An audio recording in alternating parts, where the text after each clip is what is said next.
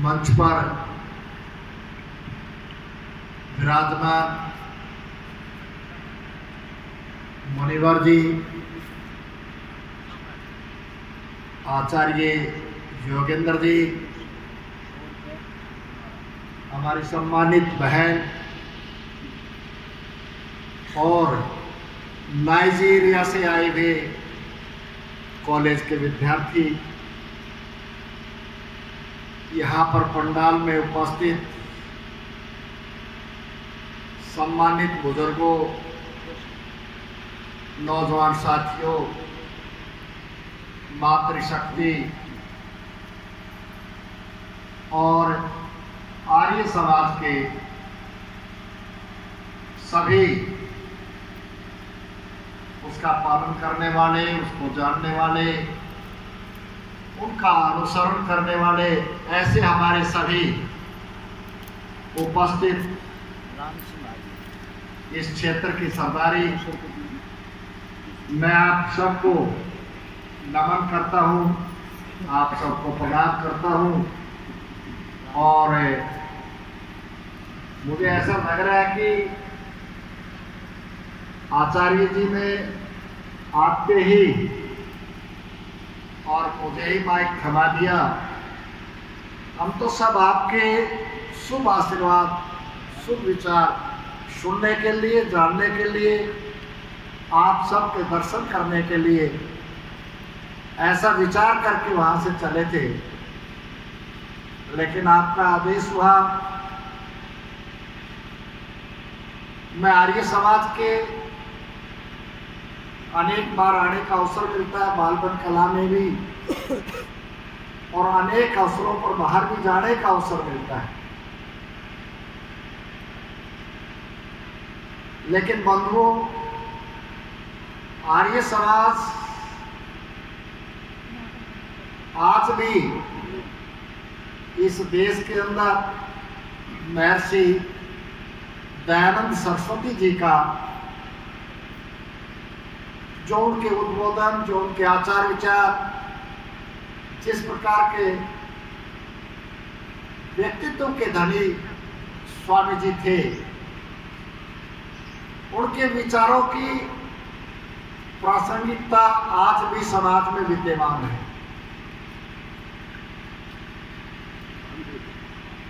उनको जानने के लिए, उनके विचारों को सुनने के लिए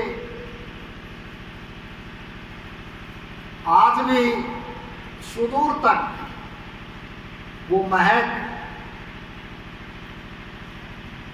हम सब अपने उनके विचारों से ओतप्रोत होकर के जानना चाहते हैं। अपने व्यवहार को, अपने आचरण को, अपने जीवन को उनके अनुसार ढालना भी चाहते हैं। लेकिन कहीं ना कहीं समाज में समय समय पर बदलाव आते हैं, समय समय पर समाज उत्थान की ओर चलता है, समय समय पर समाज पतन की ओर अग्रसर होता है। अभी अभी यहाँ पर सब बुद्धिजीवी बैठे हैं, वर्तमान में यहाँ पर विराजमान हैं। लगभग हरियाणा के अंदर चुनावों का दौर चला और इस चुनाव में आपको देखने का मिला होगा, सुनने को मिला, समझने को मिला, और हम में से हमारे अनेक ऐसे साथी होंगे जिन्होंने या तो चुनाव लड़े होंगे या अपने यारे प्यारे रिश्तेदार को लड़वाए होंगे या अपने परिवार और मोहल्ले में भी लड़वाए होंगे। आर्य समाज यही कहता है, यही महर्षि दयानंद सरस्वती जी कहते थे, हम अपने आप को श्रेष्ठ कैसे बनाएं। मनुष्य रूपी जीवन मिला है तो इसको श्रेष्ठ बनाना, और यदि आत्मा से परमात्मा का कहीं जोड़ है तो वो केवल और केवल श्रेष्ठ है। अपना अच्छा आचरण होना चाहिए, अच्छे विचार होने चाहिए। उन विचारों के कारण से हम आगे बढ़ सकते हैं। तो मैं कहना चाहता था आपके सामने, क्योंकि हम और आप सभी उसी समाज के अंग है। आपने छोटे छोटे पोस्टर देखे होंगे, बड़े बड़े पोस्टर देखे होंगे, और उन पोस्टरों के अंदर जो वाक्य थे वो बहुत बढ़िया है, अति सुंदर है। यदि उम्मीदवार उनका अनुसरण करे और यदि उम्मीदवार उस पर खरा उतरे, आपने देखा होगा पोस्टर के अंदर योग्य, ईमानदार, श्रेष्ठ, जुझारू, संघर्षशील, शिक्षित और समाज सेवी, ये वाक्य हमने सभी ने लगभग पढ़े और सभी के, चाहे वो हैंड्समिल हो, चाहे पोस्टर हो, चाहे छोटे हो, चाहे बड़े हो, और इसी समाज के अंदर रहने वाले हमारे साथी, बहन और भाई, हमारे बुजुर्ग या हमसे छोटे, उनका आचरण, उनका व्यवहार वो भी आप लोगों से छुपा हुआ नहीं है।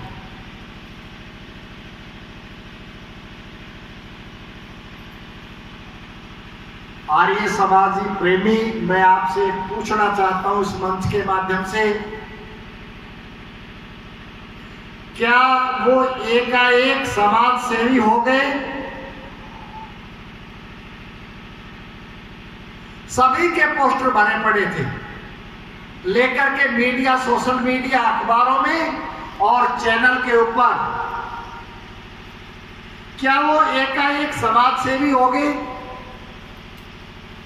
क्या वो एकाएक संघर्षशील और जुझारू हो गए? आखिर इतने सारे समाज सेवी हमारे समाज के अंदर कहां से आ गए? हो सकता है उनमें से 2%, 4%, 20% समाज सेवी वास्तव में होंगे, उनमें संघर्षशील होंगे और शिक्षित तो जरूर 80% होंगे। ऐसे भी हैं, मुझे कहना नहीं चाहिए आपके मंच के माध्यम से, जो 8-10% इधर उधर से भी लेकर के आए होंगे। बोगस सर्टिफिकेट चलती रहती है, कोर्टों में केस चलता रहता है। आचार्य जी ने कहा कि मुझे बोलना है, मैं केवल वो बात कर रहा हूं जो आप और हम निरंतर करते हैं, और हमारे समाज के अंदर किस प्रकार का, यानी समाज या किस प्रकार के व्यक्ति खड़े हो रहे हैं, और वो लोग जो चुन करके हमारे द्वारा आए हैं, क्या हमने ईमानदारी से उनमें से 5 उम्मीदवार, 6 उम्मीदवार में से किसी ईमानदार समाज सेवी को चुनने की कोशिश करी? क्या हमारे द्वारा तरह तरह के शराब परोसने का काम या अन्य लालच मतदाताओं को देने का काम किया गया, या हम उससे दूर रहे? क्या हमारे द्वारा ये प्रयास किया गया कि आने वाली जो पीढ़ियां हैं, जो नस्लें हैं, जो हमारी आने वाली भारत की संतान है, उन नन्हे मुन्ने बच्चों के हाथ में छोटे छोटे पौवे और आधे शराब की बोतलें हैं या नहीं? हमने कोई कोशिश करी?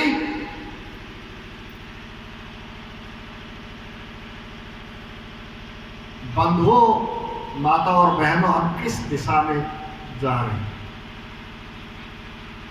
बहुत ही विचार का विषय है। हो सकता है कि मेरी बात आपको अच्छी नहीं लग रही होगी, लेकिन एक सरकार, एक समाज के अंदर, उस गांव की चौधर कहिए, उस गांव की सरकार कहिए, उस गांव का विकास करने के लिए एक टीम कहिए, उसको हम चुनने जा रहे हैं, हमारे द्वारा चुनी गई है।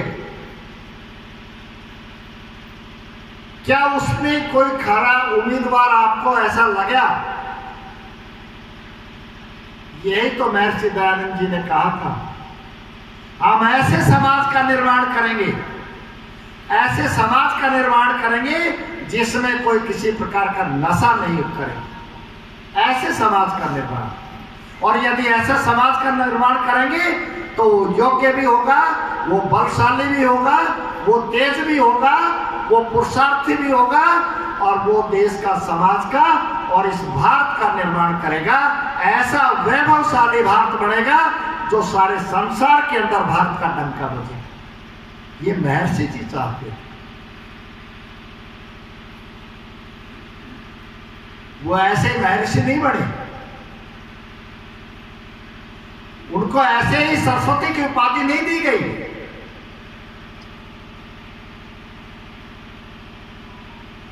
600 वर्षों के बाद भी उनके विचारों की आज भारत के अंदर जरूरत है, आवश्यकता है।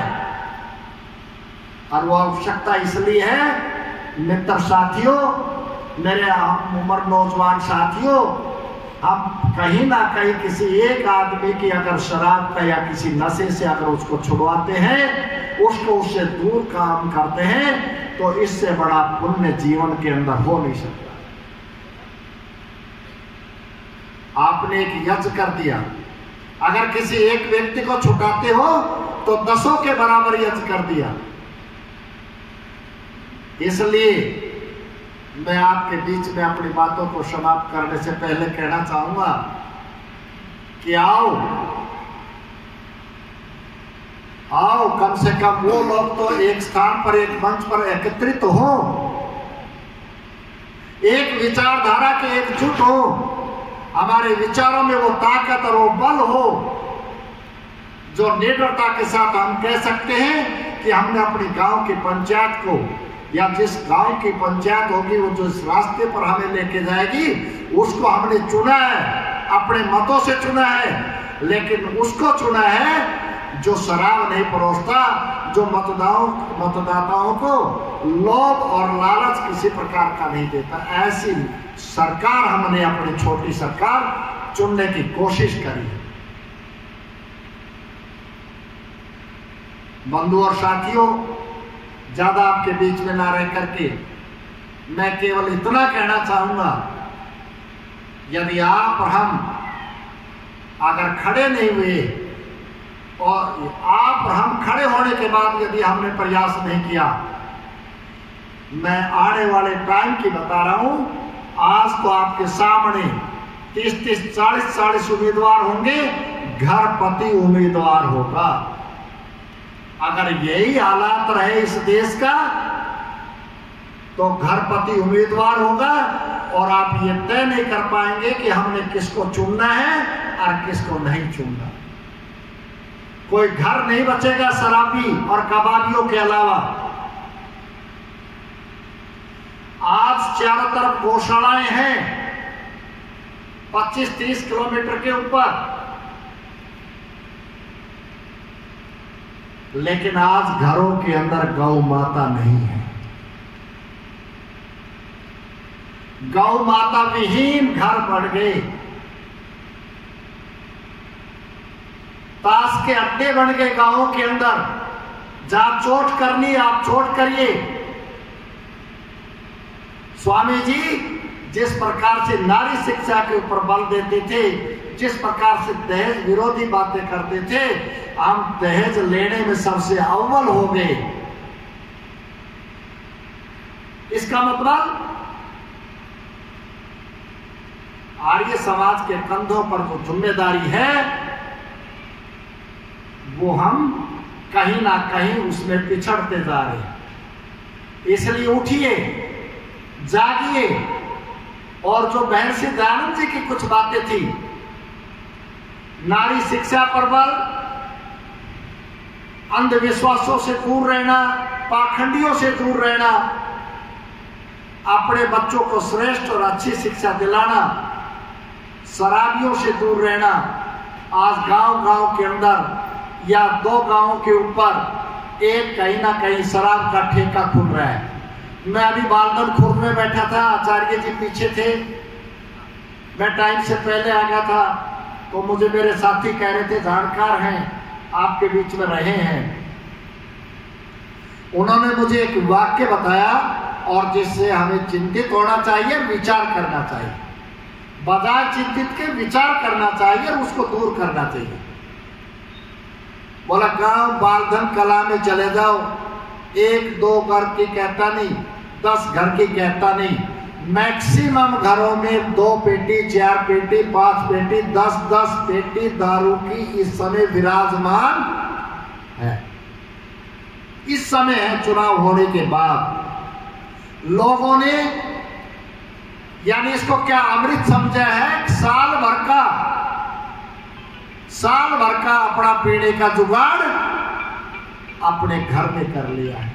वो आने वाली संतान या उन बच्चों पर क्या कुप्रभाव पड़ेगा, कैसे विचारवान होंगे वो, आप ये मान करके चलिए।